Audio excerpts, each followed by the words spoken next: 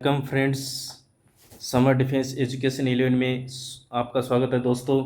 और आज अपना फिर से थर्मोडायनेमिक्स वाला टॉपिक स्टार्ट हो चुका है, क्योंकि पीछे बीच में अपन ने जो भी रिमेनिंग पार्ट था इलेक्ट्रोस्टैटिक्स का, स्थिर वैद्युतिकी का, जो कि धारिता से रिलेटेड और विभव से रिलेटेड था, वो अपन ने कंप्लीट कर लिया। उसमें से भी कुछ छूट गया है तो आप जो ज़रूर कमेंट सेक्शन में डाल दीजिए, ताकि अपना कोई भी पोर्शन ना छूटे और अपन एग्ज़ाम में पिछड़े नहीं। और अपना मैं जो भी दे रहा हूँ अपना 100% दे रहा हूँ, फिर भी कमी रह जाती है, इंसान है, कमियाँ सब में है, तो हो सकता है कुछ से कमी रह जाए। बाकी बाय द वे अपन उसी जोश के साथ, उसी जुनून के साथ लड़ने के लिए, फाइट करने के लिए तैयार है दोस्तों, क्योंकि अपने अंदर एक डिफेंस का जज्बा है। डिफेंस जो इन एकमात्र मतलब एक डिफेंस एस्पिरेंट के अंदर एक अलग ही एनर्जी मिलती है, एक अलग ही स्वभाव होता है उसका। ठीक है दोस्तों, तो शुरू करते हैं। जो पीछे इलेक्ट्रोस्टैटिक्स का पार्ट था, इसमें एक चीज़ मेरे को याद आ गई, वो मैं बता देता हूँ आपको। जो विलगित गोलीय चालक होते हैं, ये लिखा भी था लेकिन उसको सही से डिफाइन नहीं किया, इसलिए दोबारा लिख देता हूँ। विलगित गोलीय चालक की धारिता C बराबर होती है 4πε0r। 4πε0r, जहाँ आर क्या है, विलगित गोलीय चालक की त्रिज्या। ये ध्यान में रखना है दोस्तों, विलगित गोलीय चालक की धारिता कितनी होगी, C बराबर 4πε0r। इसको नोट कर लेना वीडियो को देखते हुए। ठीक है दोस्तों, तो अपन आज शुरू करते हैं फिर से थर्मोडायनामिक्स का जो बचा हुआ पार्ट था अपना, मतलब जो कंटिन्यू अपन वापस उसी रूटीन में आते हैं। आज बात करेंगे अपन प्रसार की, यानी कि जब किसी चीज़ पर दबाव डालते हैं या फिर किसी प्रकार का प्रेशर डालते हैं या फिर उसको किसी प्रकार से ताप देते हैं, गर्म करते हैं, तो उस चीज़ में फैलाव होता है, जाहिर सी बात है। अब मान लो आपको कोई थप्पड़ मारेगा तो आपके अंदर आग तो आएगी ना, फैलाव होगा ना, गुस्सा फैलेगा आपके अंदर। कोई थप्पड़ मारे अचानक आकर, कोई बिना बुझे आपको थप्पड़ मार दे, या फिर बिना किसी गलती के आपको मतलब आपके साथ फाइट करने लग जाए, तो आपके अंदर एक गुस्सा आएगा, वो क्या, एक फैलाव हो जाएगा, गुस्से का फैलाव हो जाएगा और आप उस पर टूट पड़ोगे, ये सब चीज़ें। तो इसी प्रकार से फिजिक्स में भी है कि जब ताप बढ़ता है तो वस्तुओं पर किस प्रकार से इफेक्ट पड़ता है, उनकी लंबाई, लेंथ, आयतन, आकार, इन सब चीज़ों में इफेक्ट पड़ता है। तो उस चीज़ की डिटेल से, ये थर्मोडायनामिक्स का ही पार्ट है, इसमें प्रसार बोलते हैं इसको, तापीय प्रसार, थर्मल एक्सपेंशन, तापीय प्रसार, थर्मल एक्सपेंशन, इसके बारे में थोड़ा डिटेल से देखेंगे और इससे रिलेटेड जो भी इम्पोर्टेंट पॉइंट है वो देखेंगे। और आज जो अपन कर रहे हैं तापीय प्रसार, थर्मल एक्सपेंशन, इसमें एवरी लाइन, प्रत्येक लाइन बहुत ही महत्वपूर्ण होने वाली है दोस्तों, क्योंकि हर लाइन से कहीं ना कहीं क्वेश्चन बन सकता है। तो बहुत अच्छे से ध्यान से देखना है वीडियो को और अंत तक पूरा कंप्लीट देखना है, और एक एक चीज़ इंपॉर्टेंट है, नोट करते रहना है, क्योंकि कहीं से भी क्वेश्चन बन सकता है। तो आजकल का जो ट्रेंडिंग है कि जो थ्योरेटिकल रूप से कथन देकर क्वेश्चन पूछना, वो बहुत ट्रेंडिंग में, और इस प्रकार से क्वेश्चन वही कर पाते हैं जो रटते नहीं है, समझते हैं, अंडरस्टैंडिंग जिनके अंदर है, वही एग्जाम में अच्छे से फाइट कर पाएंगे। ठीक है दोस्तों, तो अपन शुरू करते हैं। तापीय प्रसार, थर्मल एक्सपेंशन क्या है। जब किसी वस्तु का ताप बढ़ाया जाता है तो वस्तु की लंबाई, चौड़ाई, क्षेत्रफल और आयतन में वृद्धि होती है। यानी कि जब किसी वस्तु का ताप बढ़ाएंगे, मान लो कोई लोहे की वस्तु है, उसको गर्म करते जाएंगे तो एक समय ऐसा है वो पिघल के फैल जाएगी। तो यानी कि उसमें क्या हुआ है, प्रसार हुआ है, चारों ओर से प्रसार हो गया, लंबाई, चौड़ाई, आयतन में। इसी प्रकार मतलब जैसे जैसे ताप बढ़ाएंगे तो उनके अंदर प्रसार की होगा। क्यों होगा प्रसार, क्योंकि जो वस्तुएं होती है उनके जो परमाणु हैं या अणु हैं, उनमें कंपन होता है, और कंपन के कारण क्या करते हैं, वो एक दूसरे से गति करते हैं, तो उसके अंदर क्या आ जाता है, औसत जो दूरी होती है उसमें क्या आ जाता है, डिफरेंस आ जाता है, यानी कि जो दूरी है वो बढ़ जाती है, जिससे फैलाव होता है।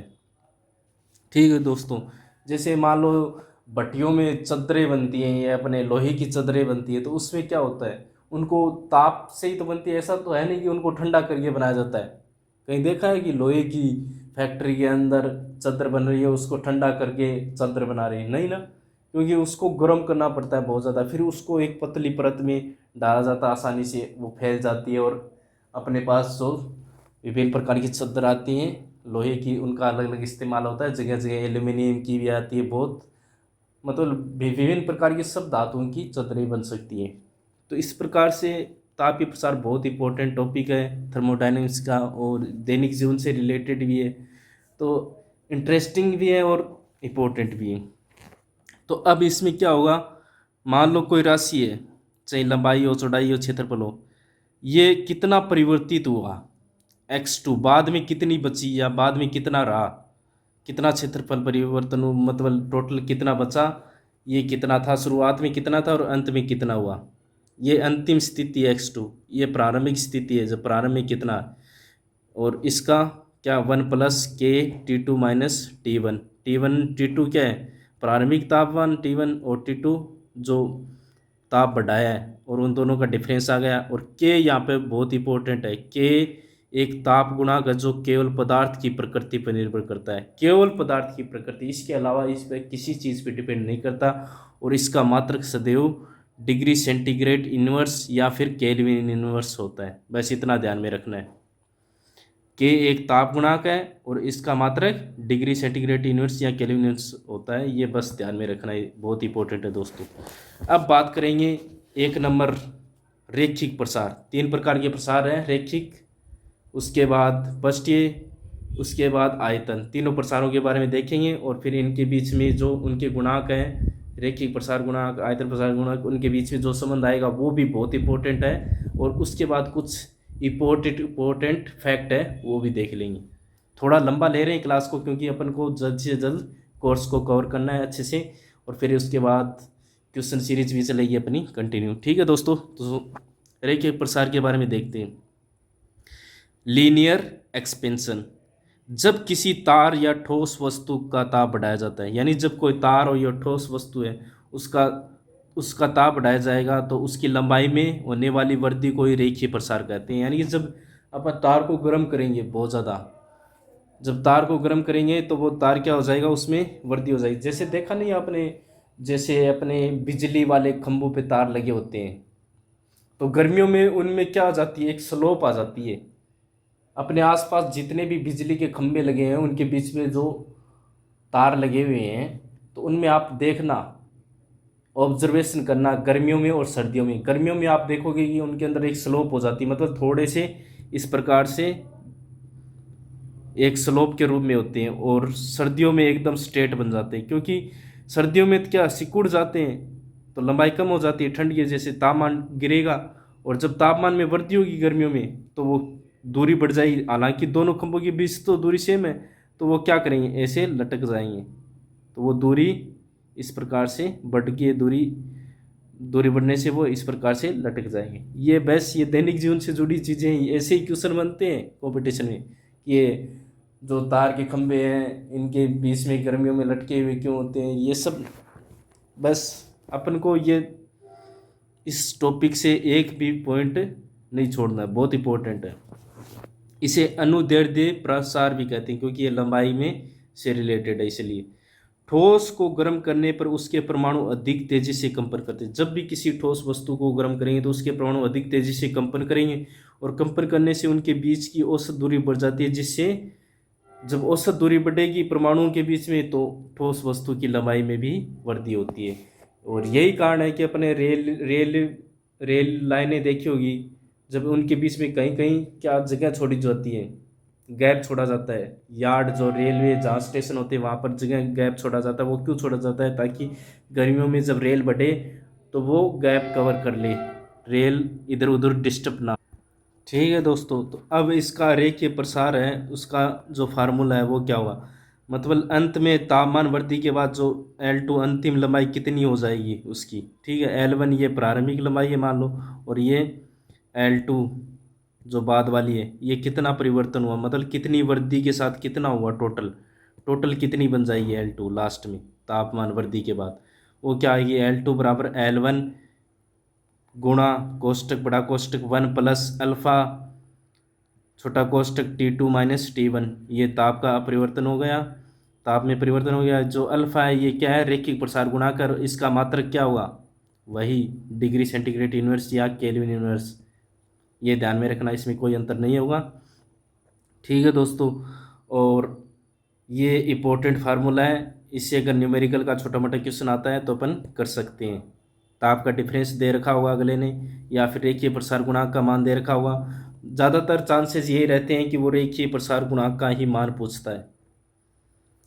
ताप में परिवर्तन दे देगा और ये भी दे देगा कि L1 इतनी थी और L2 इतनी है, तो अब इसका जो रेखीय प्रसार गुणांक है वो कितना होगा इस धातु का या फिर जो भी है जिसमें परिवर्तन हुआ है उस वस्तु का। ठीक है दोस्तों, और जो इम्पोर्टेंट कुछ अल्फा के मान है, रेखीय प्रसार गुणांक के मान, वो ध्यान में रखना है अपने। लोहे के लिए कितना होता है, लगभग 11 गुना इंटू 10⁻⁶ केल्विन। मोस्टली तो यही पूछे जाने की संभावना है। लोहे का रेखीय प्रसार गुणांक कितना होता है, 11 गुना इंटू 10⁻⁶ केल्विन। इसके पूछे जाने की संभावना ज़्यादा है। इसके अलावा अपन ध्यान में रखना है तांबे का भी क्या है, 16 गुना 10⁻⁶ केल्विन। पीतल का 19 गुना 10⁻⁶ केल्विन। ठीक है दोस्तों, अब अपन चलते हैं अगला, पृष्ठीय प्रसार। पृष्ठीय प्रसार या क्षेत्रीय प्रसार, सरफेसियल एक्सपेंशन और एरियल या फिर ओरियल एक्सपेंशन। ये क्या होता है, जब किसी ठोस चादर या द्विविमीय वस्तु यानी कि 2 आयाम वाली, जिसमें लंबाई चौड़ाई हो इस प्रकार की, आयताकार कोई वस्तु हो या फिर कोई ठोस चादर हो, तो उसमें क्या होता है, जब तापमान में वृद्धि की जाती है तो उसकी सभी विमाओं में वृद्धि होती है। उनकी मतलब चारों डायरेक्शन में वृद्धि होगी, जैसे लंबाई में भी वृद्धि होगी, चौड़ाई में भी वृद्धि होगी, तो जिसके फलस्वरूप उसके पृष्ठ क्षेत्रफल में वृद्धि होगी। मान लो ये है, अब इसकी लंबाई चौड़ाई बढ़ गई तो ये इतनी बड़ी हो गई, तो इसका क्या हुआ, ये जो पृष्ठीय क्षेत्रफल है ये बढ़ गया ना, तो यही परिवर्तन क्या है, यही वृद्धि क्या कहलाएगी, इसका पृष्ठीय या क्षेत्रीय प्रसार कहलाता है। ठीक है दोस्तों, बहुत इंपॉर्टेंट है ये। इस क्या होता है, A2 जो टोटल कितना हुआ लास्ट में, A1 प्रारंभ में कितना था, 1 प्लस बीटा T2 - T1, ये ताप परिवर्तन। बस फार्मूला एक ही है, बस इसमें ये चेंज हो रही हैं, ये चेंज हो रही हैं, बस कुछ ज़्यादा हार्ड नहीं है। एक बार देख लोगे तो कभी नहीं भूलोगे। अच्छे से अपन को एक एक पॉइंट को अच्छे से देखना है दोस्तों। ठीक है, तो यहाँ पर बीटा क्या हुआ, क्षेत्रीय प्रसार गुणांक हुआ, क्षेत्रीय प्रसार गुणांक बीटा। ठीक है दोस्तों, बस और कुछ इंपॉर्टेंट है नहीं। 3 नंबर पर आता है आयतन प्रसार, वॉल्यूम एक्सपेंशन। जब किसी पदार्थ, ठोस, द्रव या गैस कोई भी हो, को गर्म किया जाता है तो उसके तापमान में वृद्धि की जाती है, या गर्म किया जाता है या फिर उसके तापमान में वृद्धि की जाती है, तो उसके भीतर के परमाणुओं या अणुओं की कंपन गति बढ़ जाती है, यानी बहुत ज़्यादा गति बढ़ जाती है, जिससे वे एक दूसरे से दूर हो जाते हैं और वस्तु का आकार या आयतन बढ़ जाता है, और इसे ही आयतन प्रसार कहते हैं। यानी कि जब अपन देखते हैं कि किसी वस्तु को गर्म करेंगे, जब गैस को गर्म करेंगे तो वो फैल जाएगी, या फिर कोई ठोस है तो उसको गर्म करेंगे, ठोस पदार्थ है तो उसको गर्म करेंगे, फैल जाएगा, तो उसके आयतन में क्या हो जाएगी, वृद्धि हो जाएगी, और यही आयतन में वृद्धि क्या कहलाती है, आयतन प्रसार कहलाती है। और V2 अंतिम आयतन वस्तु का कितना रहा टोटल, V1 प्रारंभिक आयतन, 1 प्लस गामा, ये क्या है गामा, T2 - T1 ताप में परिवर्तन, और गामा क्या है, आयतन प्रसार गुणांक।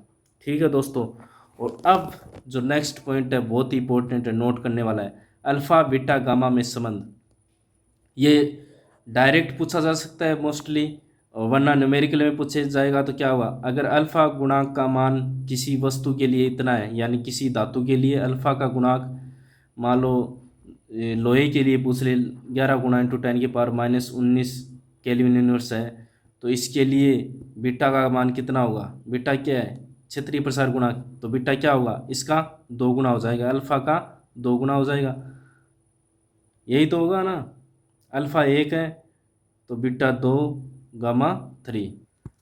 तो इस प्रकार से इनमें तीनों में संबंध क्या है, अल्फा बीटा गामा में 1:2:3, यानी एक का अगर ज्ञात है तो दूसरे का इस अनुपात रेशियो के हिसाब से अपन निकाल सकते हैं। बहुत ही ईजी है अगर अपन को ये रेशियो पता है। ठीक है दोस्तों, तो ये इंपॉर्टेंट अपने तीनों प्रसारों के बारे में देख लिया, रेखीय प्रसार, पृष्ठीय प्रसार और आयतन प्रसार, और इनके तीनों गुणांक, क्षेत्रीय प्रसार अल्फा बीटा और गामा में संबंध भी देख लिया, 1:2:3 होता है, और डायरेक्ट और इनडायरेक्ट किसी भी प्रकार से पूछे जा सकते हैं। अब अपन चलते हैं नेक्स्ट स्लाइड और अंतिम स्लाइड, बहुत ही इंपॉर्टेंट रहने वाली है स्लाइड, डायरेक्ट स्टेटमेंट वाले क्वेश्चन बन सकते हैं इससे। सबसे पहले क्या है नोट करने वाला, कि बर्फ़ का असंगत प्रसार, बर्फ़ में क्या है, एक असंगत प्रसार है। ये इन चीज़ों को जो अपने पीछे पड़ा है उसको फॉलो नहीं करता है, उसका अलग ही मतलब एक प्रकार का अलग ही व्यवहार देखा गया है। और वैज्ञानिकों ने काफ़ी शोध करने के बाद एक निष्कर्ष निकाला है, क्या, बर्फ़ का असंगत प्रसार होता है जब बर्फ़ को 4 डिग्री सेल्सियस तक गर्म किया जाता है तो बर्फ़ के आयतन में कमी होती है। हालांकि क्या होना चाहिए, जब ताप बढ़ाएंगे तो आयतन में वृद्धि होना चाहिए, बल्कि इसमें उल्टा हो रहा है। बर्फ़ क्या है, एक ठोस ये तो है, जब इसको पिघलाएंगे गर्म करेंगे तो ये 4 डिग्री सेल्सियस तक गर्म करने पर इसके आयतन में कमी होती है, उल्टा कमी होती है। अर्थात बर्फ़ का आयतन 4 डिग्री सेल्सियस पर न्यूनतम होता है, यानी कि 0 डिग्री सेल्सियस की बजाय 4 डिग्री सेल्सियस पर क्या होता है, इसका आयतन न्यूनतम होता है। जब आयतन न्यूनतम होता है तो इसी टेम्परेचर पर घनत्व क्या होगा, मैक्सिमम होगा। इसलिए इस ताप पर बर्फ या जल का घनत्व अधिकतम होता है। जल का घनत्व अधिकतम कितना होगा, 4 डिग्री सेल्सियस पर होगा। ये क्वेश्चन कितनी ही बार एग्जाम में पूछा गया है दोस्तों, बहुत बार आया है कि चार मतलब कि जो बर्फ़ है या पानी है उसका घनत्व अधिकतम कहाँ किस पर होता है, तो 4 डिग्री सेल्सियस पर। और इसका उल्टा भी पूछ सकता है कि किस ताप पर बर्फ़ या जल का घनत्व न्यूनतम होता है, आयतन न्यूनतम किस पर होता है, तो 4 डिग्री सेल्सियस पर, और घनत्व 4 डिग्री सेल्सियस पर मैक्सिमम होता है। ठीक है दोस्तों, और इसे ही बर्फ़ का असंगत प्रसार कहते हैं, क्योंकि ये उल्टा चलता है। अब देखते हैं इंपॉर्टेंट फैक्ट्स, ये भी बहुत इंपॉर्टेंट है। समान ताप वृद्धि करने पर तांबे में कांच की तुलना में दुगना विस्तार होता है।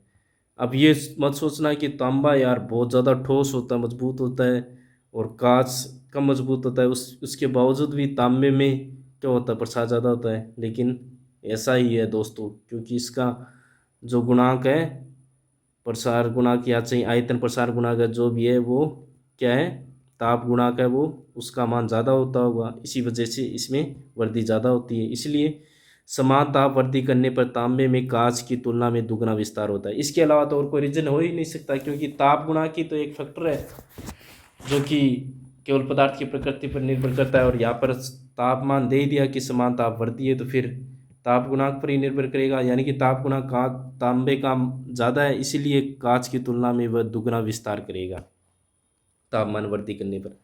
समान ताप वृद्धि से ठोस तथा द्रव की तुलना में गैसों का अधिक प्रसार होगा, जाहिर सी बात है, ये तो कॉमन सेंस की बात है कि गैसों में ही ज़्यादा प्रसार होगा।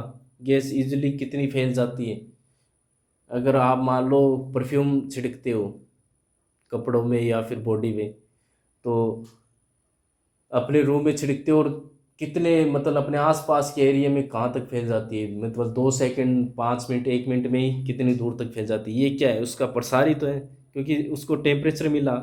होती तो वो ठंडी है जब स्प्रे करते हैं, लेकिन धीरे से जैसे नॉर्मल टेम्परेचर अपना 25 डिग्री सेल्सियस 30 डिग्री सेल्सियस, तो उसमें आते ही संपर्क में टेम्परेचर बढ़ा तो वो फैल जाएगी।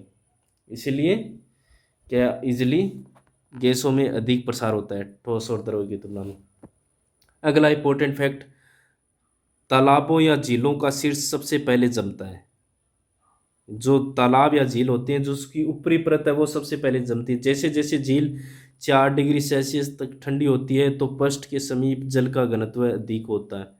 यानी कि जैसे जैसे 4 डिग्री सेल्सियस तक ठंडी होगी, क्योंकि जल का घनत्व 4 डिग्री सेल्सियस पर मैक्सिमम होगा, तो जो पृष्ठ के समीप जो जल होगा ना उसका घनत्व अधिक होगा, जिससे 4 डिग्री सेल्सियस ताप का संघन जल नीचे आ जाता है। यानी कि जब घनत्व मतलब जब ऊपर की जो पृष्ठ के समीप जो जल है उसका घनत्व अधिक हो गया, तो घनत्व अधिक हो गया तो कम घनत्व वाली अधिक घनत्व हो गई, नीचे घनत्व कम है तो वो अपने आप नीचे ही जाएगी, डूबेगी।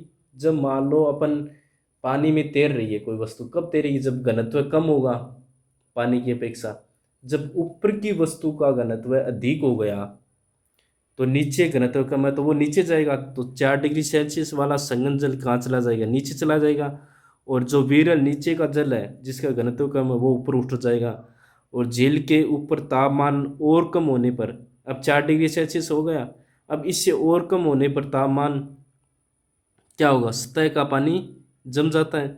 कम होने पर सतह का पानी तो जम जाएगा, ऊपरी जो परत है जम जाएगी, जबकि झील के नीचे का तापमान 4 डिग्री सेल्सियस बना रहता है। यानी कि जो झील है उसके नीचे का जो टेम्परेचर है वो 4 डिग्री सेल्सियस बना रहेगा। इसी कारण सर्दियों में मछलियाँ इत्यादि जलीय जीव झील के जमने पर भी जीवित रहते हैं, वे जीवित रहते हैं। यानी कि अंदर जो 4 डिग्री सेल्सियस बना रहता है टेम्परेचर, और पानी विरल रहता है, मतलब वो नॉर्मल रहता है, तो इसी वजह से वो अंदर के जो जलीय जीव मछलियाँ हैं, अन्य कोई जलीय जीव वो जीवित रहते हैं, जबकि ऊपर की परत जम जाती है। और इसका रीजन अपन इसमें पढ़ लिया अच्छे से, और देख लेना आप 2 बार वीडियो देखोगे तो और अच्छे से समझ में आ जाएगा।